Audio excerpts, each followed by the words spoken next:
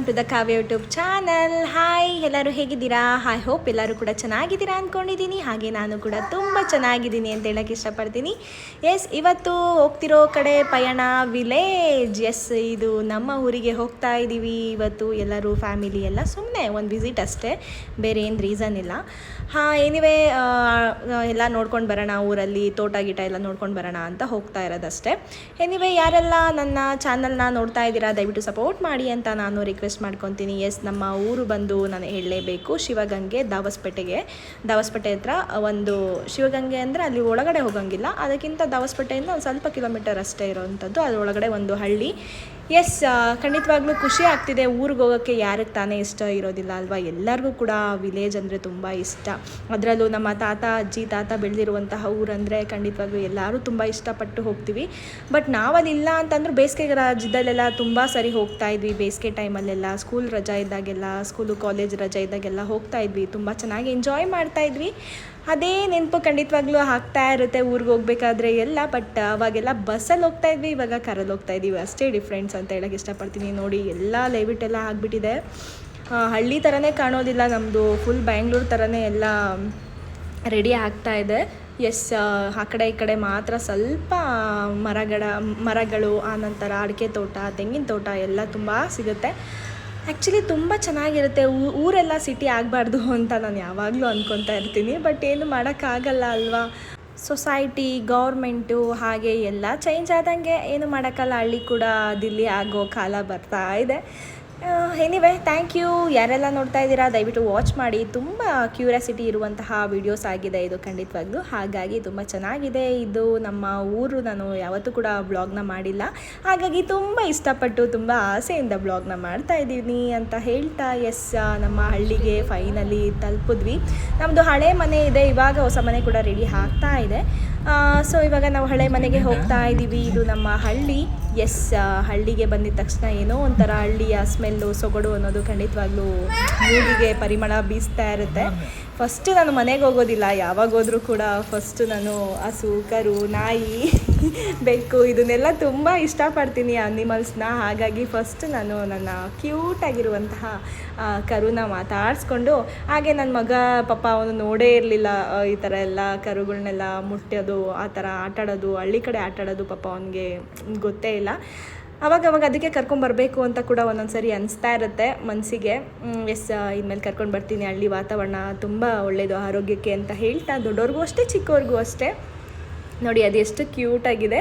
ಅದನ್ನು ಅವನು ಡಾಗ್ ಅಂದ್ಕೊಂಡ್ಬಿಟ್ಟಿದ್ದ, ಬೋಬೋ ಅಂತ ಇದ್ದ. ಅಪ್ಪ, ಇದು ಬೋಬೋ ಅಲ್ಲ, ಕರು, ಹಸು, ಅಂಬ ಅಂತ ಹೇಳು ಅಂತ ಹೇಳಿಸ್ತಾ ಇದ್ವಿ.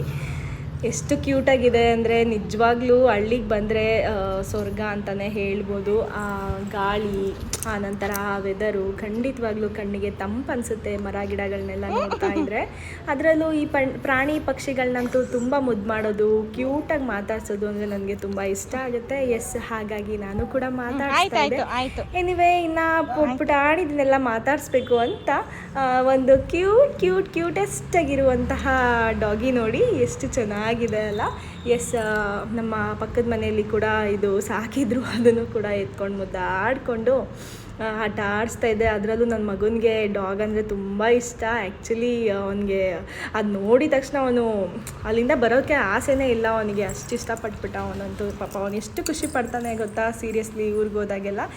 ಅಂದರೆ ಹಸು, ಕರುಗಳು, ಆನಂತರ ನಾಯಿ, ಬೆಕ್ಕು ಅದನ್ನೆಲ್ಲ ನೋಡ್ತಾರಲ್ಲ ಮಕ್ಕಳಿಗೆ ತುಂಬ ಇಷ್ಟ ಆಗುತ್ತೆ ಅನಿಮಲ್ಸು. ನೋಡಿ ಎಷ್ಟು ಕ್ಯೂಟಾಗಿದೆ, 2 ಪಪ್ಪೀಸು ತುಂಬ ಕ್ಯೂಟಾಗಿದೆ. ನನಗೂ ತುಂಬ ಆಸೆ ಆಯಿತು, ಎತ್ಕೊಳ್ಬೇಕು, ಮುದ್ದಾಡಬೇಕು ಅಂತ ಅನಿಸ್ತಾ ಇತ್ತು, ಅಷ್ಟು ಚೆನ್ನಾಗಿತ್ತು. ಎಸ್, 2 ಕೂಡ, ಒಂದು ಗಂಡು ಒಂದು ಹೆಣ್ಣು ಅಂದ್ಕೊತೀನಿ. ಮೇ ಬಿ ಏನೋ 6 ಮರಿ ಏನೋ ಹಾಕಿತ್ತು ಅನಿಸುತ್ತೆ. ಅದರಲ್ಲಿ ಎಲ್ಲ ಕೂಡ ಸೇಲ್ ಆಗಿದೆ, ಇನ್ನು 2 ಮಾತ್ರ ಇತ್ತು ಅಂತ ಹೇಳ್ತಾಯಿದ್ರು ಆಂಟಿ. ಓಕೆ, ಚೆನ್ನಾಗಿತ್ತು ಅಂತ ಹೇಳಿ ಮಾತಾಡಿಸ್ಕೊಂಡು ಅದ್ರ ಜೊತೆನೂ ಆಟ ಆಡಿಕೊಂಡು ನಾನು ನನ್ನ ಮಗ ತುಂಬ ಟೈಮ್ ಸ್ಪೆಂಡ್ ಮಾಡಿದ್ವಿ ಅಲ್ಲಿ. ಆ್ಯಕ್ಚುಲಿ ಊರಿಗೆ ಹೋಗಿದ್ದೆ ಇದಕ್ಕೆ ನಾವು, ಆ್ಯಕ್ಚುಲಿ ಬೇರೆ ಏನೂ ರೀಸನ್ ಇಲ್ಲ, ಎಲ್ಲ ಚೆನ್ನಾಗಿ ಎಂಜಾಯ್ ಮಾಡ್ಕೊಂಡು ಬರಬೇಕು ಅನ್ನೋದೊಂದು ಇಂಟೆನ್ಷನ್ ತಲೆಯಲ್ಲಿತ್ತು. ಎಷ್ಟು ಚೆನ್ನಾಗಿ ಆಕ್ಲಿಸ್ತಿದೆ ಅಲ್ಲ, ಸೀರಿಯಸ್ಲಿ ಎಷ್ಟು ಕ್ಯೂಟಾಗಿತ್ತು. ನನಗೆ ಎತ್ಕೊಂಡಿದ ತಕ್ಷಣ ಮುದ್ದಾಡಬೇಕು ಅನಿಸ್ತಾ ಇತ್ತು. ನೋಡಿ ಎಷ್ಟು ಕ್ಯೂಟಾಗಿ ಆಗಿದೆ. ನಾನು ತೊಗೊಂಡು ಹೋಗ್ತೀನಿ ಅಂತ ಹೇಳ್ತಾ ಇದೆ ನನ್ನ ಮಗನಿಗೆ. ಎಸ್, ಹಾಗೆ ಅದ್ರ ಅಮ್ಮ ಕೂಡ ಬಂತು. ಎಸ್ ಪಾಪಾಚಿ ಹಾಲು ಕುಡಿತಾ ಇತ್ತು ಅದು.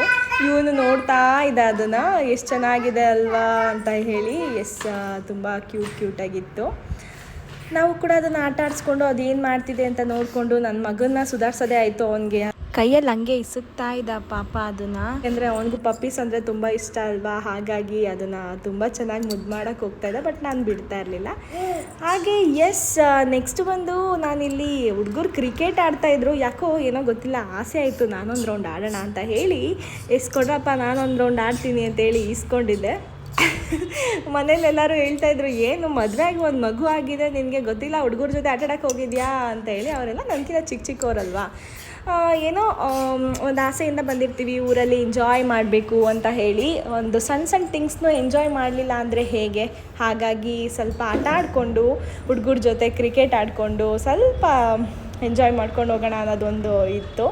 ಅದರಲ್ಲೂ ಬಂದಿರೋದೇ ಕಡಿಮೆ ಟೈಮಲ್ಲಿ, ಅದರಲ್ಲಿ ಬೇಗ ಸ್ವಲ್ಪ ಏನೇನು ಸಿಗುತ್ತೆ ಅದನ್ನೆಲ್ಲ ನೋಡಿಕೊಂಡು ಸ್ವಲ್ಪ ಎಂಜಾಯ್ ಮಾಡ್ಕೊಂಡು ಹೋಗೋಣ ಅನ್ನೋದೇ ಒಂದು ತಲೆಯಲ್ಲಿ ಇದ್ದಿದ್ದು ಖಂಡಿತ. ಹಾಗೆ ಆಟ ಆಡ್ತಾಯಿದ್ದೆ. ನನಗೆ ಕ್ರಿಕೆಟ್ ಆಡೋಕ್ಕೆ ಬರೋದಿಲ್ಲ, ಆದರೂ ಕೂಡ ಏನೋ ಒಂದು ಮಕ್ಕಳ ಜೊತೆ ಆಟ ಆಡೋಕ್ಕೆ ಅಂತ ಒಂದು ಆಸೆ ಅಷ್ಟೇ, ಬೇರೆ ಏನಿಲ್ಲ. ನನ್ನ ಮಗ ಕೂಡ ನನ್ನ ಜೊತೆ ನಿಂತ್ಕೊಂಡು ನೋಡ್ತಾ ಇದ್ದ. ನಮ್ಮಮ್ಮ ಏನು ಮಾಡ್ತಿದ್ದಾರೆ, ಆಟ ಆಡ್ತಿದ್ದಾರಲ್ಲ, ನನ್ನನ್ನು ಸೇರಿಸ್ಕೊತಾ ಇಲ್ವಲ್ಲ ಅನ್ನೋದು ಒಂದಿತ್ತು ಅವನಿಗೆ ತಲೆಯಲ್ಲಿ. ಮತ್ತು ಇನ್ನೊಂದೇನು ಗೊತ್ತಾ ಗೈಸ್, ಊರಿಗೆ ಹೋದರೆ ಎಲ್ಲರೂ ಕೂಡ ತುಂಬ ಚೆನ್ನಾಗಿ ಮಾತಾಡಿಸ್ತಾರೆ. ನಾವು ಕೂಡ ಎಲ್ಲರನ್ನೂ ತುಂಬ ಚೆನ್ನಾಗಿ ಮಾತಾಡಿಸ್ತೀವಿ. ಅದು ಒಂದು ಒಳ್ಳೆಯದು. ಖಂಡಿತವಾಗ್ಲೂ ಎಲ್ಲರನ್ನೂ ಪ್ರೀತಿಸಬೇಕು, ಎಲ್ಲರನ್ನೂ ಗೌರವಿಸಬೇಕು, ಎಲ್ಲರನ್ನೂ ಕೂಡ ಪೂಜಿಸಬೇಕು. ಆವಾಗ ಖಂಡಿತವಾಗ್ಲೂ ಭಗವಂತ ನಮ್ಮ ಕಡೆ ಇರ್ತಾನೆ ಅಂತ ಹೇಳ್ತಾ, ಎಲ್ಲರೂ ಕೂಡ ಒಳ್ಳೆಯವರೇ, ಯಾರು ಮನಸ್ಸಿಂದ ಕೆಟ್ಟವರಲ್ಲ. ಎಲ್ಲರನ್ನೂ ಚೆನ್ನಾಗಿ ಮಾತಾಡ್ಸೋದು ನಮ್ಮ ಕರ್ತವ್ಯ. ತುಂಬ ಕ್ಯೂಟಾಗಿತ್ತು ನನ್ನ ಗೊಂಬೆ. ಅಂದರೆ ನನ್ನ ಮಗ ಕೂಡ ಆಟ ಆಡೋಕ್ಕೆ ಬರ್ತೀನಿ ಅಂತ ಹೇಳ್ತಾ ಇದ್ದ. ನಾನು ಆಟ ಆಡ್ಬಿಟ್ಟು ಆಮೇಲೆ ಕರಿತೀನಿ ಹೋಗಪ್ಪ ಅಂತ ಹೇಳ್ತಿದ್ದೆ. ಹಾಗೆ ಮಾತಾಡೋದ ಈ ಕಡೆ ಆಟ ಆಡೋದ ಅನ್ನೋ ಥರ ಆಗಿಬಿಟ್ಟಿತ್ತು ಖಂಡಿತವಾಗ್ಲೂ. ಏನಕ್ಕೆ ಅಂದರೆ ಆಂಟಿ ಕೂಡ ಮಾತಾಡಿಸ್ತಾನೇ ಇದ್ದರು. ಅಲ್ಲಿ ಹುಡುಗರು ನೋಡಿದ್ರೆ, ಅಕ್ಕ ಬಾಲ್ ಹಾಕ್ತಾಯಿದ್ದೀನಿ ಹೊಡಿಯಕ್ಕ ಅಂತ ಹೇಳ್ತಾ ಇದ್ರು. ಎನಿವೆ ಒಂದು ರೌಂಡ್ ಕ್ರಿಕೆಟ್ ಎಲ್ಲ ಆಡಿಕೊಂಡು ಸೂಪರ್ ಶಾಟ್ ಅಂತ ಹೇಳ್ತಾಯಿದ್ರು 4 ಹೊಡೆದಿದ್ದಕ್ಕೆ. ಖುಷಿ ಆಯಿತು ಗೈಸ್, ಖಂಡಿತವಾಗ್ಲೂ ನನಗೆ ಊರಲ್ಲಿ ತುಂಬ ಚೆನ್ನಾಗಿ ಆಟ ಆಡಿದ್ದು, ಎಂಜಾಯ್ ಮಾಡಿದ್ದೆಲ್ಲ ನಾನು ಮಿಸ್ ಮಾಡ್ಕೊತೀನಿ ತುಂಬಾ. ಹಾಗೆ ಮನೆಗೆ ಕೂಡ ಬಂದೆ. ಇದು ನಮ್ಮ ಹಳೆ ಮನೆ ಆಗಿರುತ್ತೆ. ಖಂಡಿತವಾಗ್ಲೂ ಹಳೆ ಮನೆ ಅಂದರೂ ಕೂಡ ತುಂಬ ಈ ನೆನಪುಗಳಿದೆ ಈ ಮನೆಗಳಲ್ಲಿ. ಎಕ್ಸ್ಪೆಷಲಿ ನನಗೆ ತುಂಬ ಅಂದರೆ ತುಂಬ ಇಷ್ಟ ನಮ್ಮ ಮನೆ, ನಮ್ಮ ಫ್ಯಾಮಿಲಿ. ಹಾಗಾಗಿ ನನ್ನ ಕ್ಯೂಟಿ ಡಾಗ್ ಬೇರೆ ಬಂತು, ಹಾಯ್ ಅಂತ ಹೇಳಿ ಅದಕ್ಕೂ ಕೂಡ ಅದು ನನ್ನನ್ನು ಮಾತಾಡಿಸ್ತಾ ಇತ್ತು. ಹಾಗೆ ನಮ್ಮ ಬ್ರದರು, ಆನಂತರ ನಮ್ಮ ಬ್ರದರ್ಸು, ನಮ್ಮ ಪಪ್ಪ ಎಲ್ಲರೂ ಆಚೆ ಕಡೆ ಕೂತಿದ್ರು. ಏನು ನಿಂದು ಊರಲ್ಲೆಲ್ಲ ರೌಂಡ್ ಹೊಡ್ಕೊಂಡು ಬಂದಿದ್ಯಾ ಅಂತ ಹೇಳ್ತಾಯಿದ್ರು. ಹೌದು, ಒಂದು ರೌಂಡ್ ಎಲ್ಲ ಮಾತಾಡಿಸ್ಕೊಂಡು ಆಟ ಆಡ್ಕೊಂಡು ಬಂದೆ ಅಂತ ಹೇಳಿದೆ. ಮನೆಗೆ ಬರೋಕ್ಕೆ ಇಷ್ಟ ಇಲ್ಲ ನಿನಗೆ, ಯಾವಾಗಲೂ ಈಚೆನೇ ಇರ್ತೀಯಾ ಅಂತ ಇದ್ರು. ಹಾಗೆ ನಮ್ಮ ಬ್ರದರ್ ಮೇಲ್ಗಡೆ ಬೇರೆ ಕೂತಿದ್ರಲ್ವಾ, ಹಾಗೆ ನಮ್ಮ ಬ್ರದರು ಅಟ್ಟದ ಮೇಲೆ ಬೇರೆ ಕೂತಿದ್ರು. ಸೊ ನನಗೂ ಯಾಕೋ ಅವ್ರು ಕೂತ್ಕೊಂಡಿದ್ದು ನೋಡಿ ನಾನು ಕೂಡ ಹೋಗಬೇಕು, ನನ್ನ ಕೈಲಿ ಯಾಕೆ ಕತ್ತಕ್ಕಾಗಲ್ಲ ಅಂದ್ಬಿಟ್ಟು ಹೋಗಿ ಹತ್ತಿ ಅವನ ಜೊತೆ ನಾನು ಮಾತಾಡ್ಕೊಂಡು ಕೂತಿದ್ದೆ. ಹಾಗೆ ನನಗೊಂದು ಕ್ಯೂರಿಯಾಸಿಟಿ ಇತ್ತು, ಅಟ್ಟದ ಮೇಲ್ಗಡೆ ಏನಿದೆ, ಏನೇನು ಇಟ್ಟಿದ್ದಾರೆ. ಅವಾಗೆಲ್ಲ ಅಡಿಕೆ ಏನೋ ಒಣಗಾಕ್ತಾಯಿದ್ರು. ಏನಾದರೂ ಇದೆಯಾ ಅಂತ ನೋಡೋಣ ಅಂತ ಹೋದೆ. ನೋಡಿದ್ರೆ ಏನೂ ಇರಲಿಲ್ಲ. ಆಲ್ರೆಡಿ ಜಾಸ್ತಿ ಮರಗಳು ಎಲ್ಲ ಕಾಣೆ ಆಗಿಬಿಟ್ಟಿದ್ದಾವೆ ನಮ್ಮ ಊರುಗಳಲ್ಲಿ. ಹಾಗೆ ಒಂದು ನಮ್ಮ ದೇವರು, ನಾವು ಒಂದು ಗುಡಿ ಇದೆ, ಮುನಿಯಪ್ಪನ ಪೂಜೆ ಮಾಡ್ತೀವಿ ವರ್ಷವೂ ಮರಿ ಹೊಡೆದು ಅಲ್ಲಿ ಪೂಜೆ ಮಾಡ್ತೀವಿ. ನನಗೆ ಅಲ್ಲೇ ಹಂಗೆ ಕೈ ಮುಕ್ಕೊಂಡು ಅಲ್ಲಿ ಸುತ್ತಮುತ್ತ ನೋಡ್ತಾ ಮತ್ತು ರಿಟರ್ನ್ ಬರೋಣ ಅಂತ ಹೇಳಿ ಬರ್ತಾಯಿದ್ದೆ. ಹಂಗೆ ಕೋಳಿಗಳೆಲ್ಲ ಇತ್ತು. ಹಂಗೆ ಒಂದು ರೌಂಡ್ ನೋಡಿ ಎಷ್ಟು ಚೆನ್ನಾಗಿದೆ ಫ್ಲವರು, ಕಲರ್ ನಂಗೆ ತುಂಬ ಇಷ್ಟ ಆಯಿತು ಫ್ಲವರ್ದು ಅಂತ ಹೇಳಿ ಹಾಗೆ ಒಂದು ವಿಡಿಯೋ ಮಾಡಿದ್ದೆ. ಇವತ್ತಿನ ವ್ಲಾಗಲ್ಲಿ ಹಳ್ಳಿ ಎಕ್ಸ್ಪ್ಲೋರ್ ಇದಾಗಿತ್ತು. ತುಂಬ ಡಿಫ್ರೆಂಟಾಗಿರುವಂತಹ ಚಿಕ್ಕ ಪುಟಾಣಿ ಹಳೆ ಮನೆಗಳು, ಆನಂತರ ಈ ಥರ ಡಿಫ್ರೆಂಟಾಗಿರುವಂತಹ ಮಡಿಕೆಗಳು ಎಲ್ಲ ಒಂಥರ ಚೆನ್ನಾಗಿರುತ್ತೆ ನೋಡೋಕ್ಕೆ. ನೆಕ್ಸ್ಟ್ ಬಂದು ಇಲ್ಲಿ ನೋಡಿ, ಇದನ್ನು ಸಪ್ಪಿನ ಮಡಿ ಅಂತ ಕರಿತೀವಿ. ಹಳ್ಳಿ ಕಡೆ ಆಲ್ಮೋಸ್ಟ್ ಎಲ್ಲರೂ ಕೂಡ ಅವ್ರ ಮನೆ ಅಳತೆಗೆ ಕರೆಕ್ಟಾಗಿ ಸಪ್ಪನ್ನು ಚೆಲ್ಕೊಂಡಿರ್ತಾರೆ. ಅಂದರೆ ಒಳ್ಳೆ ಆರ್ಗಾನಿಕ್, ಅಲ್ಲೇ ಫ್ರೆಶ್ಶಾಗಿ ಕಿತ್ಕೊಬಂದು ಸಾಂಬಾರು ಮಾಡೋದ್ರಿಂದ ತುಂಬ ಟೇಸ್ಟಿಯಾಗಿ ಸಾಂಬಾರು ಕೂಡ ರೆಡಿ ಆಗುತ್ತೆ. ಬೆಂಗಳೂರಲ್ಲೆಲ್ಲ ಗೊತ್ತಲ್ಲ, 50 ರೂಪಾಯಿ 20 ರೂಪಾಯಿಗೆ ಸೊಪ್ಪು ತೊಗೊಂಡು ಬಂದು ಸಾಂಬಾರು ಮಾಡ್ತೀವಿ, ಟೇಸ್ಟೇ ಇರೋದಿಲ್ಲ. ಬಟ್ ಹಳ್ಳಿ ಕಡೆ ಮಾತ್ರ ಅಲ್ಲೇ ಕಿತ್ತು ಫ್ರೆಶ್ಶಾಗಿ ಸಾಂಬಾರು ಮಾಡೋದ್ರಿಂದ ತುಂಬ ಟೇಸ್ಟಿಯಾಗಿ ಆಗುತ್ತೆ. ಆನಂತರ ಮತ್ತೆ ಓಡ್ಕೊಂಡು ಬಂದೆ ನಾನು, ಅಡಿಕೆ ತೋಟಕ್ಕೆ ಹೋಗೋಣ ಅಂತ ಹೇಳಿ ಬಂದ್ವಿ. ಇಲ್ಲಿ ಒಂದು ವಿಡಿಯೋ ಮಾಡೋಣ, ಒಂದು ರೀಲ್ಸ್ ಮಾಡೋಣ ಅಂದ್ಬಿಟ್ಟು ಮೊಬೈಲ್ ಇಕ್ತಾಯಿದ್ದೀನಿ. ಬಟ್ ಏನೂ ಅಷ್ಟು ನೀಟಾಗಿ ಬರ್ತಾಯಿಲ್ಲ. ಬಟ್ ಏನು ಚೆನ್ನಾಗಿ ಕಾಣ್ತಾ ಇಲ್ಲ ಕೂಡ. ನನ್ನ ಫೇಸು ತುಂಬ ಡಲ್ಲಾಗಿತ್ತು, ಹಾಗಾಗಿ ನಾನು ವಿಡಿಯೋ ಕೂಡ ಮಾಡಲಿಲ್ಲ. ಹಾಗೆ ಮಾವಿನಕಾಯಿನ ಒಂದು ಕಿತ್ಕೊಂಡೆ.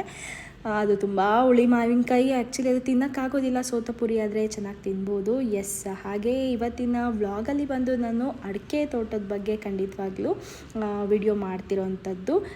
ಅಡಿಕೆ ತೋಟದ ವ್ಲಾಗ್ ಆಗಿರುತ್ತೆ ಇವತ್ತಿನ ವಿಡಿಯೋ. ಎಸ್, ನೋಡಿ ಎಷ್ಟು ಬಿಸಿಲು ಬರ್ತಿದೆ ಅಂದರೆ ಖಂಡಿತವಾಗ್ಲೂ 6 o'clock ಆಗಿದೆ ಟೈಮು. ನೋಡಿದ್ರೆ ಇನ್ನೂ ಒಂದು 3 o'clock 2 o'clock ಥರ ಇದೆ. ನಿಜವಾಗ್ಲೂ ಸಿಕ್ಕಾಪಟ್ಟೆ ಬಿಸಿಲಿದೆ ಅಪ್ಪ ಈ ಸರಿ ಅಂತೂ ಅಂದ್ಕೊಂಡು.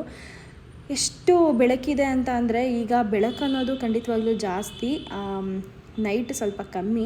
ಎಸ್, ನೋಡಿ ಎಷ್ಟು ಚೆನ್ನಾಗಿ ಬಿಸಿಲು ಬರ್ತಾಯಿತ್ತು, ಸೂರ್ಯ ಮುಳುಗ್ತಾ ಇದ್ದ. ಎಸ್, ಓಕೆ, ನೆಕ್ಸ್ಟ್ ಬನ್ನಿ ನಮ್ಮ ಅಡಿಕೆ ತೋಟದ ವ್ಲಾಗ್ನ ನೋಡ್ಕೊಂಡು ಬರೋಣ. ಅಡಿಕೆ ತೋಟನ ಎಕ್ಸ್ಪ್ಲೋರ್ ಮಾಡ್ತಾ ಇದ್ದೀನಿ ಅಂತ ಹೇಳ್ತಾ, ಹಾಗೆ ಇಲ್ಲೊಂದು ಮಾವಿನಕಾಯಿ ಮರ ತುಂಬ ಅಟ್ರ್ಯಾಕ್ಟ್ ಮಾಡ್ತಾಯಿದ್ದು ನನ್ನ. ಆ್ಯಕ್ಚುಲಿ ಏನಂತ ಅಂದರೆ ನೋಡಿ, ಬೆಂಗಳೂರಲ್ಲಿ ಒಂದು ಮಾವಿನಕಾಯಿ ಬಂದು ಒಂದು 20 ರೂಪಾಯಿ 50 ರೂಪಾಯಿಗೆ ಸಿಗುತ್ತೆ. ಇಲ್ಲಿ ಈ ಥರ ಮಾವಿನಕಾಯಿಗಳನ್ನ ತಿನ್ನೋರೇ ಇರೋದಿಲ್ಲ. ಎಲ್ಲ ಫುಲ್ ಅಲ್ಲೇ ಬಿದ್ದು ಹಾಳಾಗ್ತಿರುತ್ತೆ, ಇನ್ನೊಂದು ಮರದಲ್ಲೇ ಹಣ್ಣಾಗ್ತಿರುತ್ತೆ. ಯಾರು ಕೂಡ ತಿನ್ನೋದಿಲ್ಲ ಹಳ್ಳಿ ಕಡೆ, ಅಷ್ಟಕ್ಕಷ್ಟೇ. ನೆಕ್ಸ್ಟ್ ಬಂದು ನೋಡಿ, ಇದು ಕೆಂಜ್ಗ ಅಂತ ಹೇಳ್ತಾರೆ. ಇದು ಎಲ್ಲ ಮರಗಳಲ್ಲೂ ಇರುತ್ತೆ. ಕಚ್ಚಿದ್ರೆ ತುಂಬ ಪೇಯ್ನ್ ಆಗುತ್ತೆ ಆ್ಯಕ್ಚುಲಿ. ಅದು ಕೂಡ ಒಂದು ಕ್ಯೂಟಾಗಿ ಚೆನ್ನಾಗಿ ಹೋಗ್ತಾ ಇತ್ತಲ್ಲ, ಹಾಗಾಗಿ ವಿಡಿಯೋ ಮಾಡಿದ್ದೆ ಅಷ್ಟೇ. ಎಸ್, ನೋಡಿ ಮಾವಿನಕಾಯಿ ನೋಡಿದ ತಕ್ಷಣ ಬಾಯಲ್ಲಿ ನೀರು ಬರುತ್ತೆ. ಇದು ಉಪ್ಪಿನಕಾಯಿ ಹಾಕಿದ್ರೆ ತುಂಬ ಚೆನ್ನಾಗಿರುತ್ತೆ. ಬಟ್ ಹಾಗೆ ತಿನ್ನೋಕ್ಕೆ ತುಂಬ ಅಂದರೆ ತುಂಬ ಹುಳಿ ಇರುತ್ತೆ. ಬಟ್ ಉಪ್ಪಿನಕಾಯಿಗಾದರೆ ಬೆಸ್ಟ್ ಅಂತಲೇ ಹೇಳ್ಬೋದು ಈ ಮಾವಿನಕಾಯಿ. ಮತ್ತು ಹಣ್ಣಾದರೂ ಕೂಡ ತುಂಬ ಚೆನ್ನಾಗಿರುತ್ತೆ. ಅದರಲ್ಲೂ ಮರದಣ್ಣು ಅಂದರೆ ಯಾರಿಗೆ ತಾನೇ ಇಷ್ಟ ಇರೋದಿಲ್ಲ ಹೇಳಿ. ತುಂಬ ಸ್ವೀಟಾಗಿರುತ್ತೆ ಮರದಲ್ಲೇ ಹಣ್ಣಾಗಿದ್ದರೆ.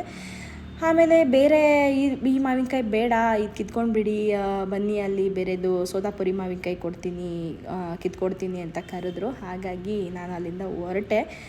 ಎಸ್, ತುಂಬ ಅಲ್ಲಿಂದ ಹೋಗೋಕ್ಕೆ ಮನಸ್ಸೇ ಆಗ್ತಿರ್ಲಿಲ್ಲ. ಅದಕ್ಕೆ ಒಂದೆರಡು ಫೋಟೋಗಳನ್ನೆಲ್ಲ ಪಿಕ್ ಮಾಡ್ಕೊತಿದ್ದೆ ಅಷ್ಟೇ. ಎಸ್, ನೆಕ್ಸ್ಟು ಬಂದು ನಮ್ಮ ಅಡಿಕೆ ತೋಟದ ಎಕ್ಸ್ಪ್ಲೋರ್ ಮಾಡೋಣ ಅಂತ ಹೇಳಿ. ಎಸ್, ಯಾರೂ ಇರಲಿಲ್ಲ, ಹಾಗಾಗಿ ವಿಡಿಯೋಸ್ ಮಾಡ್ತಿದ್ದೆ. ಬಟ್ ಆದರೂ ಕೂಡ ಫೇಸ್ ಎಲ್ಲ ಒಂಥರ ಡಲ್ ಅನಿಸ್ತಾ ಇತ್ತು. ಇಟ್ಸ್ ಓಕೆ, ಪರವಾಗಿಲ್ಲ, ಬಂದಿರೋದು ವಿಲೇಜ್ಗಲ್ವಾ, ಟ್ಯಾನ್ ಆದರೂ ಆಗಲಿ ಅಂತ ಹೇಳಿ. ಎಸ್, ಆಲ್ರೆಡಿ ಟ್ಯಾನ್ ಆಗಿಬಿಟ್ಟಿದೆ, ಏನು ಮಾಡೋಕ್ಕಾಗಲ್ಲ ಅಂತ ಎಕ್ಸ್ಪ್ಲೋರ್ ಮಾಡೋಣ ಅಡಿಕೆ ತೋಟನ ಅಂತ ಹೇಳಿ ಬಂದೆ. ಹಾಗೆ ಇಲ್ಲಿ ನಿಂತ್ಕೊಂಡಿದ ತಕ್ಷಣ ನನಗೆ ಒಂದು ಇಷ್ಟ ಆಗಿದೆ ಅಂದರೆ ನಮ್ಮ ಶಿವಗಂಗೆ ಬೆಟ್ಟ. ಎಸ್, ನಮ್ಮ ಶಿವ ಪರಮಾತ್ಮ ನೆಲೆಸಿರುವಂತಹ ಸ್ಥಳ ಅದು. ಎಸ್, ಎಲ್ಲರಿಗೂ ಕೂಡ ಶಿವ ಒಳ್ಳೇದು ಮಾಡಲಿ, ಆಯುಸ್ಸು ಆರೋಗ್ಯ ಸಮೃದ್ಧಿ ಸುಖ ಶಾಂತಿ ನೆಮ್ಮದಿ ಕೊಟ್ಟು ಕಾಪಾಡಲಿ ಅಂತ ನಾನು ಕೂಡ ಪ್ರೇ ಮಾಡ್ತೀನಿ. ಎಸ್, ಎನಿವೆ ಸ್ಟಾರ್ಟ್ ಮಾಡೋಣ ನಮ್ಮ ಅಡಿಕೆ ತೋಟದ ಎಕ್ಸ್ಪ್ಲೋರ್. ಎಸ್, ನಾನು ಅಡಿಕೆ ತೋಟದ ಎಕ್ಸ್ಪ್ಲೋರ್ ಮಾಡ್ಬೇಕು ಅಂದ್ಕೊಂಡು ಬಂದಿದ್ದು. ತುಂಬ ಚೆನ್ನಾಗಿ ಎಲ್ಲನೂ ಕೂಡ ಬೆಳೆದಿತ್ತು. ಏನಂತ ಅಂದರೆ ಒಂದು ಮರ ಬೆಳೆಸೋಕ್ಕೆ ಎಷ್ಟು ಕಷ್ಟಪಡಬೇಕಾಗುತ್ತೆ ಅಂದರೆ ಖಂಡಿತವಾಗ್ಲೂ ತುಂಬ ಕಷ್ಟ ಆಗುತ್ತೆ. ನಾವು ಹೇಳ್ತೀವಿ ಹಳ್ಳಿಲಿರೋರು ಪುಣ್ಯವಂತರು, ಒಳ್ಳೆ ಗಾಳಿ ನೀರು ಬೆಳಕು ಸಿಗುತ್ತೆ, ಚೆನ್ನಾಗಿರ್ತಾರೆ, ಹೆಲ್ದಿಯಾಗಿರ್ತಾರೆ. ಹೌದು, ಇಲ್ಲ ಅಂತಲ್ಲ.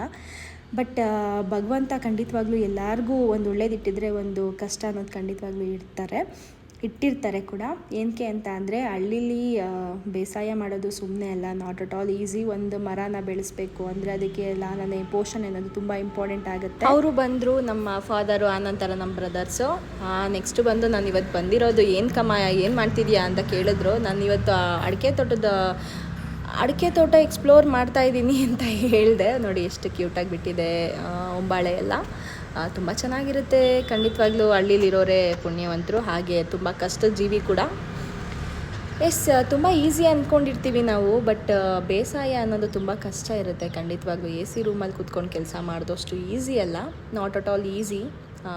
ಕಷ್ಟಪಟ್ಟರೆ ಸುಖ ಉಂಟು ಅನ್ನಂಗೆ ಖಂಡಿತವಾಗ್ಲೂ ಕಷ್ಟಪಟ್ಟಿರ್ತಾರೆ. ಒಂದೊಂದು ಮರ ಸಾಕೋದಕ್ಕೆ ತುಂಬ ಕಷ್ಟ ಇರುತ್ತೆ.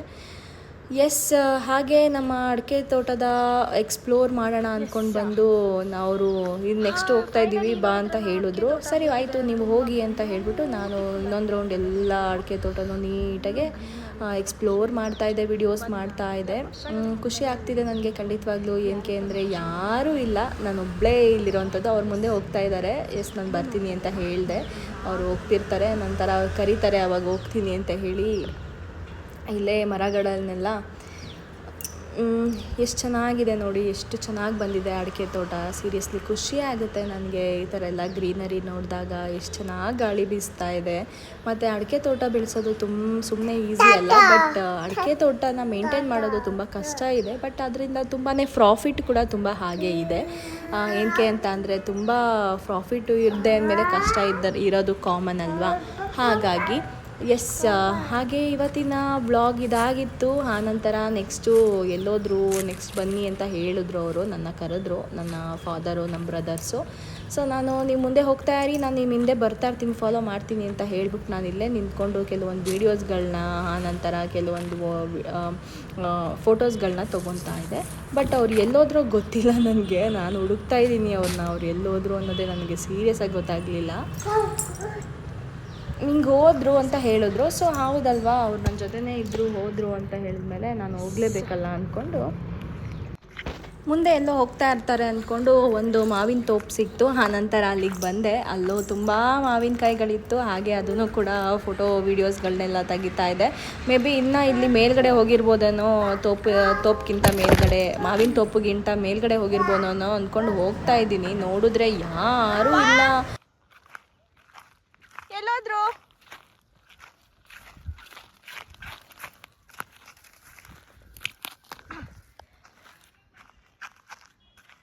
ಅಭಿ,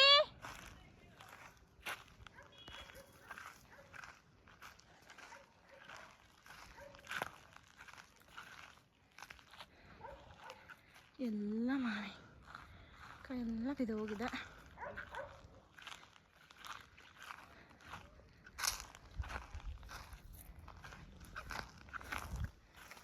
ಅಯ್ಯೋ, ನಾನು ಬಿಟ್ಬಿಟ್ಟು ಹೊಂಟೋದ್ರಲ್ಲಪ್ಪ. ಎಲ್ಲೋದ್ರು ಇವರು?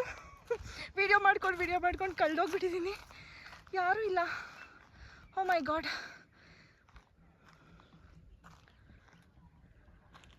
ನೋಡಿ, ಸುತ್ತ ಯಾರೂ ಇಲ್ಲ.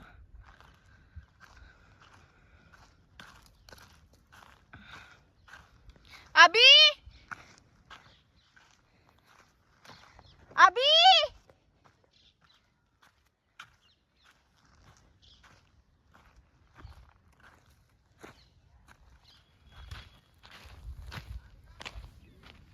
ರಘು ಆದ್ರು. ಅಯ್ಯೋ, ನನ್ಗೆ ಹೇಳ್ಬೇಕು ತಾನೇ, ಇವರು ಹಂಗೆ ಹೋಗ್ಬಿಟ್ರೆ. ನಾನು ಎಲ್ಲೆಲ್ಲೋ ಹೋಗ್ತಾ ಇದ್ದೀನಿ. ಹಬ್ಬ, ಫೈನಲಿ ಬಂದರು.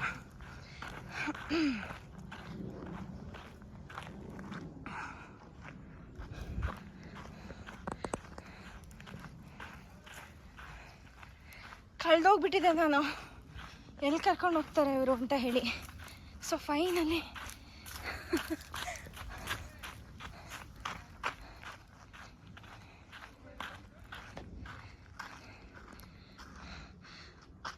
ಹಲಸಿನಕಾಯಿ, ಮಾವಿನ ಮರ, ಅಡಿಕೆ ತೋಟ ಅಂತ ಶೂಟ್ ಮಾಡಿಕೊಂಡು ರೋಡೇ ಮರ್ತೋಗ್ಬಿಟ್ಟಿದ್ದೀನಿ.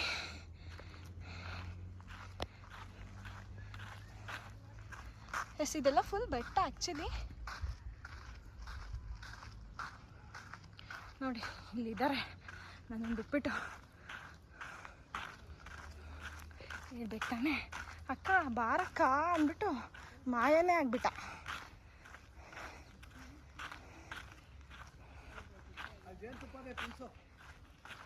ಜೇನುತುಪ್ಪನ ಎಲ್ಲೈತೆ? ವಾ, ಕೊಡಿ.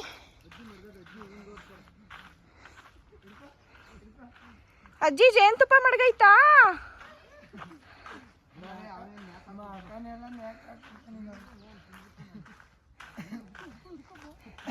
ಅಭಿ ಅಭಿ ಅಂತ ಕಿಡ್ಸ್ತಾ ಇದೀನಿ, ಕೇಳಿಸ್ಲಿಲ್ವಾ ಅಭಿ ನಿನ್ಗೆ?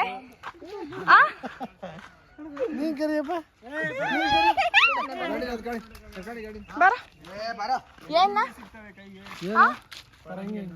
ಅಯ್ಯಯ್ಯೋ, ತುಂಡ ಪರಂಗಿ ಏನಲ್ವಾ, ಚಿಕ್ಕ ಚಿಕ್ಕ ಬಿಸ್ಲಿಗೆ ಚೆನ್ನಾಗಿಲ್ಲ, ಚಿಂಟಿ ಸ್ವೀಟ್ ಇಲ್ಲ, ಚೆನ್ನಾಗಿಲ್ಲ. ಬಾ, ಮತ್ತೆ ಏನ್ ಬೀಜ ಇರೋದ್ರೆ ಬೇಡ.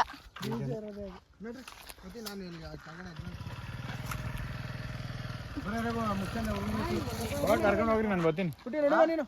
ಕೆಳಗಡೆ ಹಂಗ ಹೋಗಿ ಬಂದು ಎಸ್ ಫೈನಲ್ಲಿ ಮನೆಗೆ ಹೋಗಿ ಅಂತ ಹೇಳಿದ್ರು. ಹಾಗೆ ನಾನು ನನ್ನ ಬ್ರದರು ಮನೆಗೆ ಹೋಗ್ತಾ ಇದ್ವಿ. ಹಾಗೆ ಇಲ್ಲಿ ಒಂದು ಗೌರ್ಮೆಂಟ್ ಸ್ಕೂಲ್ ಕಾಣುತ್ತೆ. ಖಂಡಿತವಾಗ್ಲೂ ಖುಷಿ ಆಗುತ್ತೆ ನನಗೆ ಗೌರ್ಮೆಂಟ್ ಸ್ಕೂಲ್ ನೋಡಿದಾಗೆಲ್ಲ. ಏನಕ್ಕೆ ಅಂದರೆ ನಾವು ಬೆಂಗಳೂರಿಂದ ಹಳ್ಳಿಗೆ ಬರಬೇಕಾದ್ರೆ ಈ ಸ್ಕೂಲ್ ಹತ್ರ ಬಂದು ಬೇಸಿಗೆ ರಜದಲ್ಲೆಲ್ಲ ಆಟ ಆಡ್ಕೊಂಡು ಕೂತ್ಕೊತಾ ಇದ್ವಿ.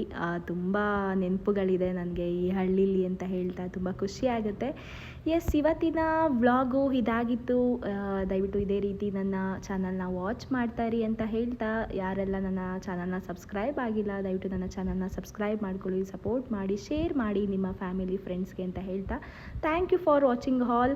ಎಲ್ಲರಿಗೂ ಕೂಡ ಒಳ್ಳೆಯದಾಗಲಿ. ಎಸ್, ಇವತ್ತಿನ ನಮ್ಮ ಹಳ್ಳಿಯ ವ್ಲಾಗ್ ಇದಾಗಿದೆ. Yes, thank you so much. ಯಾರೆಲ್ಲ ವಾಚ್ ಮಾಡಿದ್ದೀರಾ ಎಲ್ಲರಿಗೂ ಕೂಡ ಧನ್ಯವಾದಗಳು. Yes, thank you. ನೆಕ್ಸ್ಟ್ ವಿಡಿಯೋಗಳಲ್ಲಿ ಕೂಡ ನಾನು ಸಿಗ್ತೀನಿ ಅಂತ ಹೇಳ್ತಾ ಬಾಯ್, ಟೇಕ್ ಕೇರ್, ಬಾಯ್.